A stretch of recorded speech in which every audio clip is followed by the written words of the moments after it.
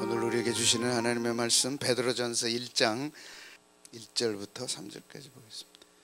예수 그리스도의 사도 시작. 예수 그리스도의 사도 베드로는 본도, 갈라디아, 갑바도기아, 아시아와 비두니아에 흩어진 나그네 곧 하나님 아버지의 미리 아심을 따라 성령의 거룩하심으로 순종함과 예수 그리스도의 피뿌림을 얻기 위하여 택하심을 받은 자들에게 편지하노니 은혜와 평강이 너희에게 더욱 많을지어다. 우리 주 예수 그리스도의 아버지 하나님을 찬송하리로다. 그의 많으신 긍휼대로 예수 그리스도를 죽은 자 가운데서 부활하게 하심으로 말미암아 우리를 거듭나게 하사 산 소망이 있게 하시며. 아멘.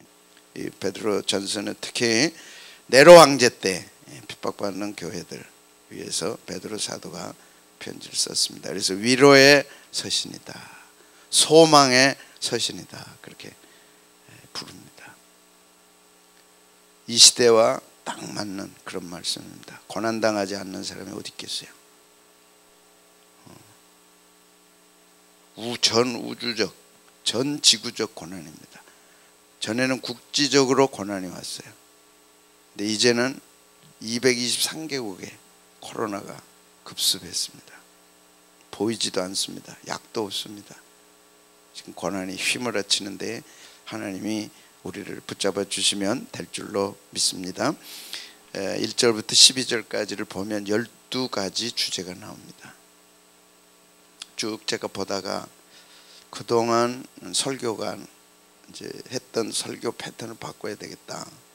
특히 신천지가 30만 청년들, 어른들 포함해서 대부분이 청년들인데 교회 청년들이거든요. 왜 그들이 30만 가까운 청년들이 교회를 떠났을까? 그 사람들의 타겟은 교인들입니다. 설교를 바꿔야 된다. 어떤 형태로 바꿔야 되냐? 전에는 본문 가지고 설교를 했는데 이제는 본문을 가지고 주제별로 해야 되겠구나. 확실한 신앙을 심어줘야 흔들리지 않는다. 그래서 오늘 보혈입니다. 예수님의 피입니다. 얼마나 중요한가를 알 때 위로가 되죠. 이 편지는 베드로 전서거든요. 그 소아시아, 터키 북부에 있는 소아시아 성도들에게 보낸 편지입니다. 이 편지 읽고 위로를 받았다면 여러분도 똑같이 이 편지를 읽으시고 베드로 전서를 읽으시고 위로를 받으셔야 돼요. 그들은 편지라는 건 위로가 돼야죠. 위로가 되려면 다 이해가 돼야 됩니다. 여러분 베드로 전서를 읽으시고 다 이해를 하셔야 돼요. 그런데 이해 못할 단어가 너무 많아요. 정리가 안 돼 있어요. 한국교회 교인들이 정리가 안 돼서 그 몇 마디 가지고 신천지에 따라간 거예요. 단 몇 마디. 왜? 그것이 정리가 안 되는 거예요. 큰일 났다 이제. 그래서 정리를 하려고 하는데 이 서신이라고 하는 거 보셨어요? 그저께 받으신 거죠. 위로가 좀 되셨어요? 저게 뭔 소린가 하신 분들은 여러분의 핸드폰에 보시면 제 편지가 정확하게 금요일 날 도착합니다. 읽어보시기를 바라요. 목사가 따뜻한 마음으로 여러분들을 격려하기 위해 보낸 것입니다. 무시하지 않기를 바라요. 위로를 받으시기를 바랍니다. 베드로 사도가 편지를 보냈어. 안 읽어버렸어. 야, 충격이죠. 안 읽어버렸어. 생명보다 귀한 메시지가 담겨 있는데 안 읽어버렸어. 그거 어떻게 하시겠냐. 저는 그런 얘기는 아니고 저와 소통을 하되 방법이 없으니까 이렇게 편지 보내고 화요일 날 아침에는 또 이제 카드를 보내고 그래서 어떻게 하면 복잡한 세상, 막막한 세상을 이렇게 잘 힘있게 갈 수 있을까 하는 마음으로 이렇게 보냈는데 이번 주도 2통이 갔습니다. 이렇게 나이 드신 분들은 이제 편지로 보냅니다. 2절 말씀 같이 한번 보겠습니다. 시작. 곧 하나님 아버지의 미리 아심을 따라 성령의 거룩하게 하심으로 순종함과 예수 그리스도의 피뿌림을 얻기 위하여 택하심을 받는 자들에게 편지한다. 복잡하잖아요. 알기 어렵습니다. 그런데 편지로 보냈어요. 알아야 됩니다. 알지 않으면 망합니다. 알아서 위로를 얻도록. 편지거든요. 강의가 아닙니다. 편지라는 것은 읽고 진짜 따뜻함도 얻고 위로도 받고 소망을 가져야죠. 그런데 소아시아 교회들이 이 편지를 읽고 이해를 했다는 것은 대단하죠. 저는 읽으면서 야, 우리 교인들이 이 말씀을 정말 읽고 이해가 될까? 얼마나 이해가 될까? 이거 다뤄줘야 된다. 단어 하나하나가 너무 어렵다. 모르고 지나가는 거를 왜 편지로 보냈을까? 그건 아니겠죠. 아니까 정리하라고 보내주셨어요. 그래서 저도 정리를 해야 되는데 다 알 수 있도록 간단명료하게 중요한 중심들을 하나하나 다뤄야 할 필요가 있다. 그래서 견고한 신앙, 전 몰라요. 교회 30년 40년 다녔는데 전 몰라요. 이게 아니라 정확하게 이해할 수 있도록 해드려야 되겠다. 여러분도 이제 눈을 부릅 뜨시고 중요한 건 적으십시오. 그냥 지나가면 남는 게 하나도 없습니다. 이거는 성경 전체에서 제 평생 정리된 것들입니다. 인터넷에 뒤져도 잘 나오지 않습니다. 유튜브 봐도 잘 안 나옵니다. 그러나 저는 우리 교인들에게 이거는 해줘야 되겠다. 그래서 이 시대에 신앙이 확실하게 서도록 해줘야 되겠다. 그렇게 생각했습니다. 오늘 주제가 예수 그리스도의 피뿌림입니다. 예수 믿는다는 게 뭐냐? 예수 그리스도의 피뿌림을 얻기 위한 거다. 여러분, 예수님의 피뿌림을 얻기 위해 신앙생활을 하는 거죠. 그럼 피뿌림을 받으셨습니까? 예수 그리스도의 피뿌림을 얻기 위하여 택하심을 받은 자들에게 편지한다. 예수 그리스도의 피뿌림, 예수 그리스도의 피뿌림을 얻기 위해 신앙생활을 하는데 그 예수 그리스도의 피뿌림을 얻기 위해서 택함을 받았다는 거죠. 그러니까 택함 받은 자녀들은, 하나님의 자녀들은 예수님의 피뿌림을 받는 것입니다. 왜 이렇게 중요하냐? 이게 창세전에 우리를 선택했다고 들었는데 그 목적이 예수님의 피뿌림을 얻는 것입니다. 그러면 당연히 묻죠. 예수님의 피뿌림 받으셨습니까? 질문하면 뭐라 그러겠어요? 그래서 대답을 못하니까 신천지가 채가는 거예요. 중요한 신천지가 다룬 문제가 예수님의 피뿌림입니다. 구원파가 강력하게 다루는 게 예수님의 피뿌림입니다. 근데 교인들은 대답할 말이 없어요. 정리가 안 돼 있어. 버스에 타고 다니는 거 보시죠. 버스 광고판에 크게 박옥수라고 하는 분이 죄사함, 피뿌림, 버스 큰 데다 광고하고 다니자. 우리 몰라요. 죄사함 뭔지 몰라, 피뿌림 뭔지 몰라. 그리고 은혜 받았어요.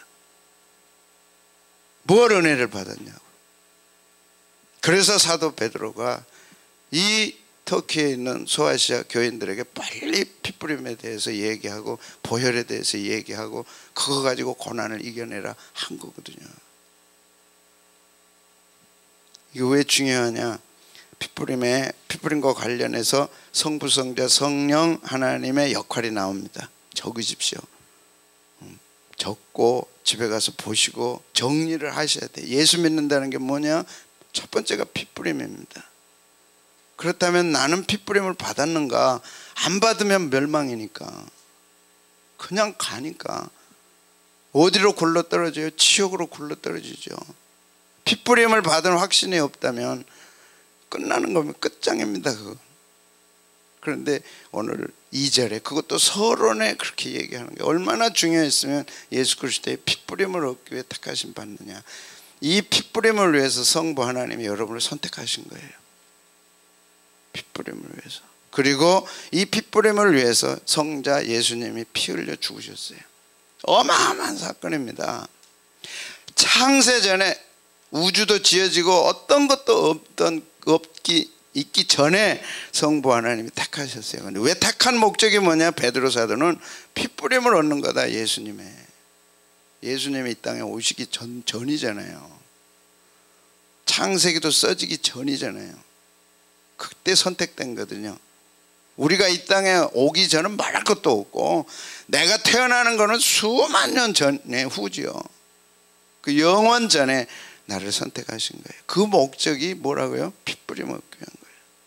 얼마나 중요합니까? 그런데 우리가 피뿌림을 얻도록 예수님이 피 흘려 주셨다는 거죠. 피를 흘려 주셔야 뿌림을 받는 거예요. 아멘. 이해되면 아멘. 피를 흘려야 뿌림을 받을 거 아니에요.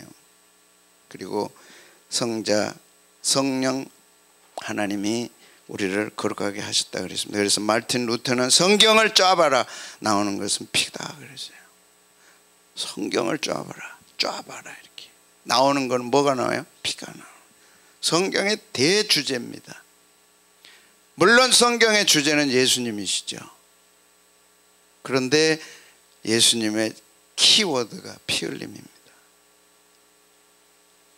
피를 흘려 주셨기 때문에 우리가 피뿌림을 받을 수 있는 거죠. 그래서 피뿌림에 대해서 설명합니다. 베드로전서 1장 18절 19절 한 장 넘기면 나오죠.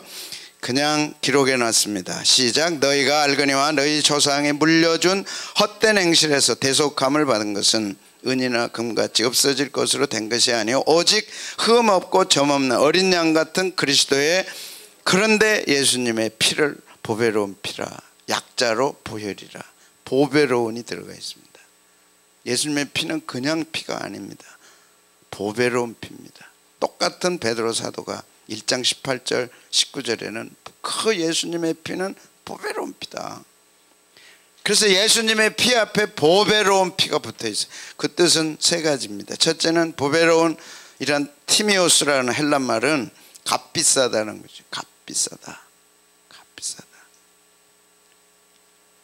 사람의 피는 죄인의 피, 죄의 피가 흐르지만 예수님의 피는 죄가 없습니다. 그래서 최고, 값으로 칠 수도 없죠. 최고의 피입니다. 그리고 두 번째는 가치가 있다. 비싸지만 뭐 비싼 것은 다 가치가 있죠. 명품 좋잖아요. 비싸잖아요. 가치가 있잖아요. 그런데 예수님의 피는 어떤 가치냐? 귀중한데 영원한 가치가 있는 귀중한 피입니다. 그래서 베드로는 예수님의 피 앞에 보배롭다. 예수님의 피는 보배롭다. 알아라. 예수님의 피는 보배로운 피다. 그래서 보혈. 주의 보혈 능력이 있도다. 주의 보혈이 왜 보배로운 피인가를 알아야 되고 주의 보혈이 얼마만큼 귀한가를 알아야죠. 사람이 돈 귀한 줄은 알고 생명 귀한 줄은 알잖아요. 그보다 더 귀한 게 보배 피죠. 이 피를 뿌림받지 않으면 영원한 멸망을 당하는데 왜 예수님의 피가 귀하냐? 첫째는 보혈이 약속하신 피다. 하나님이 약속하셨다. 이 피를 하나님이 약속하셨다. 2절 말씀 한 번 더 읽겠습니다. 시작. 곧 하나님 아버지의 미리 하심을 따라 성령의 거룩하게 하심으로 순종함과 예수 그리스도의 피뿌림을 얻기 위하여 택하심을 받았다. 창세전에 선택하시고 약속하신 것이 예수님의 피입니다. 뭘 약속한? 창세기 3장 15절에 예수님이 십자가에 피 흘려 돌아가실 것이 막연하게 희미하게 기록해 놓으셨어요. 1500년 후에 예수님은 이렇게 돌아가셨습니다. 그런데 1500년 전 상상해 보세요. 사람은 1년 후 몰라요. 100년 후 일어날 일 아세요? 1000년 후에 일어날 일 누가 알아요? 3500년 전에 예수님이 십자가에 돌아가실 것을 희미하게 기록해 놓으신 게 창세기 3장 15절. 이것을 원시 복음이라 부릅니다. 최초로 성경에 언급된 예수님의 십자가의 보혈. 성경은 이렇게 시작됩니다. 한번 읽어보겠습니다. 시작. 내가 너로 여자와 원수가 되게 하고 내 후손도 여자의 후손과 원수가 되게 하려니 여자의 후손은 내 머리를 상하게 할 것이요 너는 그의 발꿈치를 상하게 할 것이요. 여자의 후손이 예수님입니다.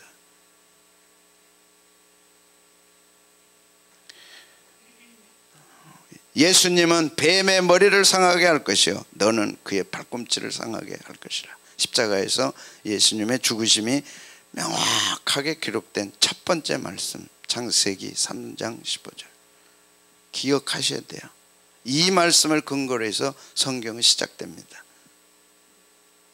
이 말씀을 근거로 해서 성경은 성취됩니다. 얼마나 귀한 말씀인지 몰라요. 최소한 예수님을 믿고 성경을 안다면 이 말씀부터 시작되는데 이건 아셔야죠. 이걸 모르니까 신천지에게 잡혀가는 거예요. 이것을 원시복음이라. 그리고 인간이 타락한 후에 아담과 하와가 에덴 동산을 쫓겨갈 때 창세기 3장 21절 시작. 여호와 하나님이 아담과 그의 아내를 위하여 가죽옷을 지어 입히시니라. 에덴 동산 쫓겨갈 때, 쫓아낼 때 가죽옷을 지어 입혔어요. 가죽옷을 지어 입혔다면 짐승의 옷인데 인류 최초의 옷이지요. 아담과 하와가 무화과 나뭇잎으로 가렸는데 그것은 말라서 사라져 버렸죠. 그래서 하나님이 에덴 동산을 쫓겨난 아담과 하와에게 가죽옷을 지어 입혔어요. 가죽옷을 지어 입히려면 짐승을 죽여야죠. 그 짐승이 어린 양일 거다. 두 번째 중요한 예수님의 피에 대한 말씀이 두 번째 기록됩니다. 첫 번째는 창세기 3장 15절, 두 번째는 창세기 3장 21절. 여기서 이 말씀을 기초로 해서 성경은 펼쳐집니다. 그래서 성경을 짜면 피가 나온다. 출애굽기는 이렇게 나오죠. 출애굽기 12장 23절 이스라엘 백성들이 애굽에서 나올 때 바로 이 피를 발라서 살아남을 수 있었고 살아나왔죠. 출애굽기 12장 23절 시작. 여호와께서 애굽 사람들에게 재앙을 내리려고 지나가실 때에 문 임방과 좌우 문 설주의 피를 보시면 여호와께서 그 문을 넘으시고 멸하는 자에게 너희 집에 들어가서 너희를 치지 못하게 하실 것입니다. 이게 6월절입니다. 신천지가 가장 이 말씀 가지고 유혹합니다. 문 임방과 설주의 피를 발라서 그걸 보면 죽음의 사자가 지나간다. 이게 6월 지나간다. 그래서 문 임방과 설주에 바르는 거죠. 이렇게 피를. 그 죽음의 사자가 피가 바른 핏뿌림을 얻기 위하여 이스라엘 백성들이 어린 양의 피를 뿌렸기 때문에, 그래서 발랐기 때문에 한 사람도 죽지 않았어요. 이 애굽 사람들은 장자가 다 죽었습니다. 초태생인 가축이 다 죽었습니다. 처음 난 가축, 애굽의 첫 아들, 큰 아들은 다 죽었습니다. 심지어 왕궁까지 큰 아들은 죽었습니다. 그래서 그 다음에 아들이 없어서 여왕이 왕이 됐었죠. 성경은 말씀하죠. 저게 어찌 짐승의 피 발랐다고 넘어가서 살겠느냐. 예수 그리스도의 피다. 예수 그리스도의 핏뿌림을 받으면 죽음의 사자가 지나간다. 아멘. 거기에 대한 그림자고 거기에 대한 말씀이지 어떻게 양의 피를 발랐다고 죽음의 사자가 지나가냐. 그래서 예수님의 피를 바른 사람들은 죽음의 사자가 지나가죠. 아멘. 죽었어요. 그래서 장례 치르려고 그러는데 본인은 죽지 않아요. 이상하죠. 자기는 자기 죽었다고 장례 치르려고 사람들이 울고 웅성거리는데 자기는 살아서 하나님 나라에 가거든요. 왜 저렇게 울지? 나는 살았는데. 죽어도 삽니다. 아멘. 죽지 않아요. 옆에 사람이 볼 때 죽은 거지 자기는 죽지 않아요. 천사에 의해서 천국으로 가는 거죠. 아, 우리 식구들이 나 죽었다고 저렇게 우는구나. 나는 멀쩡히 살아서 천국 가는데. 자기에게는 죽음이 없어요. 그래서 육은 흙으로 돌아가야 됩니다. 그래서 6월절 양, 이 양이 예수님이다. 이 양이 예수님이다.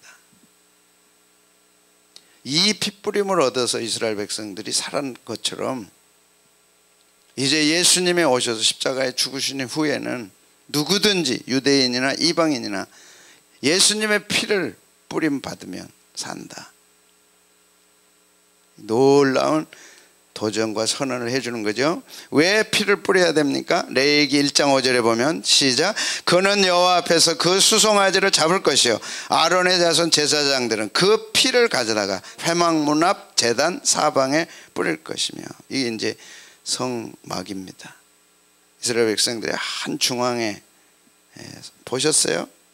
새벽에는 너무 많이 해가지고 다 잘 아시는데 새벽에 이제 안 나오시면 잘 모르죠. 이스라엘 백성들이 출애굽할 때 광야의 한 중앙에 성막이 있었습니다. 이 성막은 예수님을 상징합니다. 그 성막 가운데 제단이라는 게 있는데, 제단에서 이제 불로 짐승을 자꾸 태우는데, 이 제단에 태우기 전에 피를 받아서 뿌리라.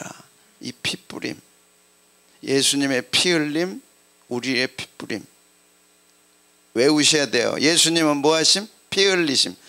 그 피를 받아다가 뿌릴 때, 내게 뿌릴 때 죽음의 사자가 지나가는 거죠. 그래서 고난에 와서 위협당한다고 어려워하지 말라. 예수님의 핏뿌림을 당한 사람들은, 핏뿌림을 받은 사람들은 생명을 얻고 영생을 얻고 이겨낸다 하는 걸 말씀하죠. 근데 그 뿌리가 이스라엘 백성들이 제단에다 피를 뿌린 거죠. 근데 어찌 짐승의 피를 뿌렸다고 살겠느냐? 이 피는 예수님의 피다. 그래서 베드로 사도가 그 핏뿌림을 받기 위해서 우리는 선택됐다, 그 핏뿌림을 받아야 산다 선언하죠. 핏뿌림 받으셨으면 아멘? 아멘? 이겨내는 거죠. 그래서 예수님에게서 성취가 됐는데, 구약의 이 피가 예수님에게 성취됐죠. 요한복음 1장 29절 같이 한번 보겠습니다. 시작. 이튿날 요한이 예수께서 자기에게 나오심을 보고 이르되 보라, 세상 죄를 지고 가는 하나님의 어린 양이다. 하나님의 어린 양이다. 구약의 어린 양이 하나님의 어린 양 예수님이다. 그래서 세례 요한이 예수님 보고 하나님의 어린 양이다. 구약에 얘기했던 양이 바로 이분이시다. 양은 피 흘리고 죽어야 되거든요. 그런데 피 흘리고 죽으실 분이 바로 저분이시다. 그래서 저분은 세상 죄를 지고 가신다. 예수님 자신도 마태복음 26장 27절 28절 성찬을 하시면서 이렇게 말씀했습니다. 같이 읽을까요? 시작. 또 잔을 가지사 감사기도 하시고 그들에게 주시며 이르시되 너희가 다 이것을 마시라. 이것은 죄 사함을 얻게 하려고 많은 사람을 위하여 흘리는 바 나의 피 곧 언약의 피다. 언약의 피라는 것은 약속의 피다. 창세기에 하나님이 약속하셨던 그 피가 바로 나의 피다, 내 피다. 출애굽기에 어린 양이 죽어서 피를 흘려서 그 피를 문설주와 임방에 발라서 죽음의 사자가 지나갔는데 그 피가 곧 나의 피다. 나의 피를 바르면 죄 사함을 얻는다. 죄 사함은 용서, 죄 용서, 죄를 덮어주시는 거죠. 그래서 예수님이 성찬할 때 이렇게 하신 것입니다. 성찬에서 포도주는 예수님의 피를 상징하는 거죠. 그 피를 마심으로써 성찬을 통해 예수님의 피를 바르고 마시면 생명을 얻고 영생을 얻는 거죠. 그래서 예수님의 피가 우리의 죄사함을 갖게 한다. 요한복음 19장 34절에는 예수님이 피를 흘리셨다고 정확하게 기록합니다. 그중 한 군인이 창으로 옆구리를 찌르니 곧 피와 물이 나오더라. 드디어 예수님이 이 땅에서 구체적으로 피를 흘리셨습니다. 그림에 보면 옆구리에 창이 들어가서 옆구리에 물과 피가 쏟아졌죠. 그중 한 군인이 창으로 옆구리를 찌르니 곧 피와 물이 나오더라. 그래서 구약에는 어린 양의 피 흘림이, 신약에는 예수님이 오셔서 그것을 그대로 성취하셨습니다. 피 흘림, 이 피를 믿음으로 인정하고 받아들이고 내가 받을 때, 받아들이고 내가 인정할 때 그 피의 효력이 나타나서 영생을 얻고 죄사함을 받는 것이죠. 왜 피를 흘려야 하는가? 정리하면 죄사함 때문에 그렇습니다.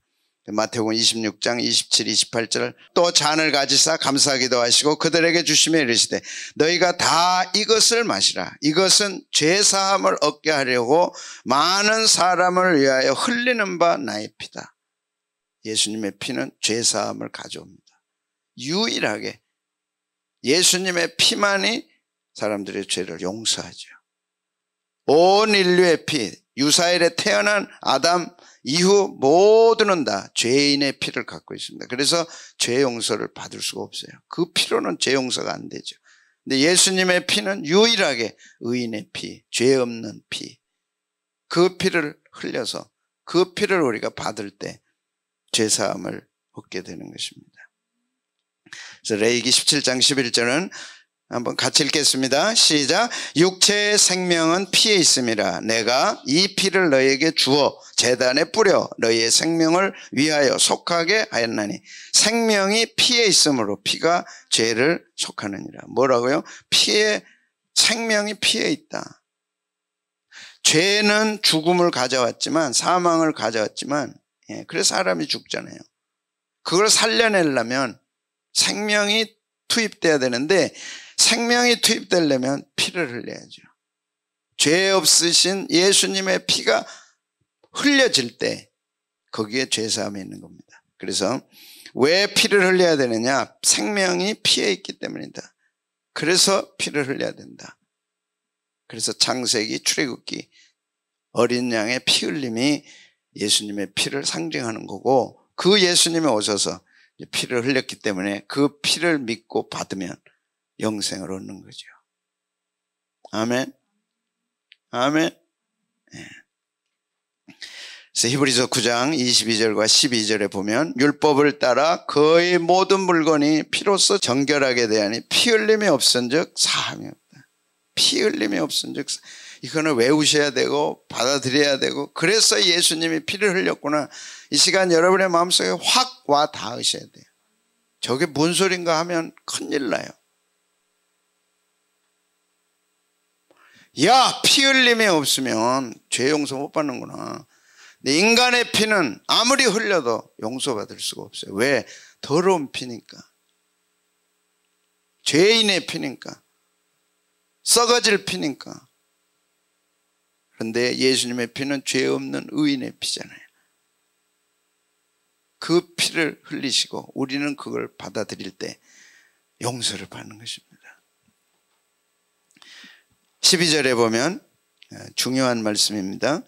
적으셔서 집에 가서 보시고 또 보시고 또 보시고 하셔야 돼. 이 시간에 다 이해가 안 되는 분들은 또 영상으로 올리니까 또 보시고 또 보시고. 성경 말씀이기 때문에 변함이 없습니다. 명설교입니다. 이 이상의 설교, 이 이하의 설교가 없습니다. 이 말씀만 여러분이 깨달으시면 되는 거예요. 확실하게 그렇구나 인정하고 받아들이면 죽음의 사자가 지나가요. 어떤 고난도 이겨냅니다. 어떤 어려움도 이겨냅니다. 놀랍게 예수님은 창세전에 우리를 선택한 이유가 이 핏부림을 위해서 있다는 거죠. 핏부림을 위해 있다면 우리는 핏부림을 받아야죠. 반드시 받아야죠.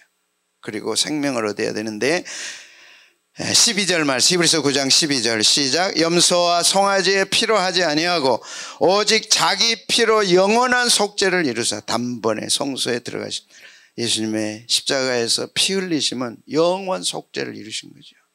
더 이상의 제사가 없고 더 이상의 피 흘림이 필요 없습니다. 놀랍잖아요. 단 한 번의 피 흘리심으로 그 피를 믿는 자들에게 영원 속죄를 이뤘어요. 속죄란 뭡니까? 죄를 덮어주는 겁니다. 죄를 용서해주고 죄를 덮어주고, 예수님의 피 흘림을 통해 예수님의 피를 받아들이면 그 피는 우리의 모든 죄를 덮어줘요. 여러분의 모든 죄가 덮어진다니까요. 어떤 죄를 지었더라도 이 피를 바르면 덮어지는 거예요. 사람이 이 덮었더라도 이렇게 들춰보면 나타나잖아요. 그죠? 덮개를 씌워놨더라도 그걸 이렇게 들춰보면 그대로 있잖아요. 예수님의 피만은 우리의 모든 죄, 과거, 현재, 원죄, 자범죄 모든 모든 죄를 다 덮어주는 거예요. 없는 걸로 끝내주는 거예요. 예수님의 피의 능력은 그렇게 대단한 겁니다. 그래서 보혈이라고 부른 거예요. 여러분이 무슨 죄 때문에 갈등하세요? 난 그런 거 없는데, 그러면 예수 믿는 사람이 아니죠. 자기가 얼마나 흉악한 죄인인가를 알아야 이 복의 피의 능력을 필요로 하는 거죠. 아멘. 예수 믿는데도 자기는 죄가 와닿지 않으면 큰일 납니다. 지옥 갈 죄를 우리는 지고 있는 거예요. 지옥 가서 영원히 죽어야 할 죄를 짓고 있는 거예요. 그것이 용서되고 덮어지고 없어진다니까. 하나님 앞에 갔을 때 너는 죄가 없다. 저는 죄를 많이 지었는데요, 예수님의 피가 네 죄를 덮었다. 그게 속죄입니다.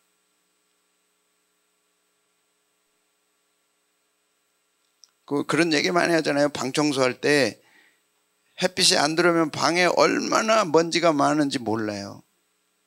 그죠? 근데 빛이 들어오는 순간, 이야, 먼지가 이렇게 많나. 성령님이 내 안에 들어오시고 말씀이 내 안에 들어오면 못 견뎌요, 죄 때문에. 근데 그게 없으면 아침 빛이 안 들어온 거예요, 내 안에. 빛이 안 들어왔다는 거는 성령님이 안 계시다는 거예요, 내 안에. 심각한 거죠. 교회 다닌 거, 그 무슨 소용이 있어요? 교회 직분이 무슨 소용이 있어요? 빛이 들어와서 내가 죄인이라는 걸 알아야죠. 아멘. 머리로 아는 게 아니라 진짜 방 안에 빛이 들어와서 그 먼지가 확실하게 보이는 거예요. 아, 큰일 났다. 죽었구나, 이제 내가. 정말 죽었구나, 이제 큰일 났다. 그런데 예수님의 보혈의 피가 덮어준 거죠. 깨끗하게 청소해 주셨어요. 그래서 보혈은 능력이 있는데 영원 속죄를 이룬 겁니다. 영원 속죄를, 영원한 속죄를 이루셨어요. 그래서 핏부림을 받아라. 그래서 창세전에 선택하신 거죠. 핏부림 받도록, 영원한 속죄를 받도록. 그래서 유월절이 그렇게 중요하다. 그런데 신천지는 그거 하나 가지고 교인들을 괴롭히는 거예요. 모르니까. 죽음의 사자가 지나간 걸 모르니까.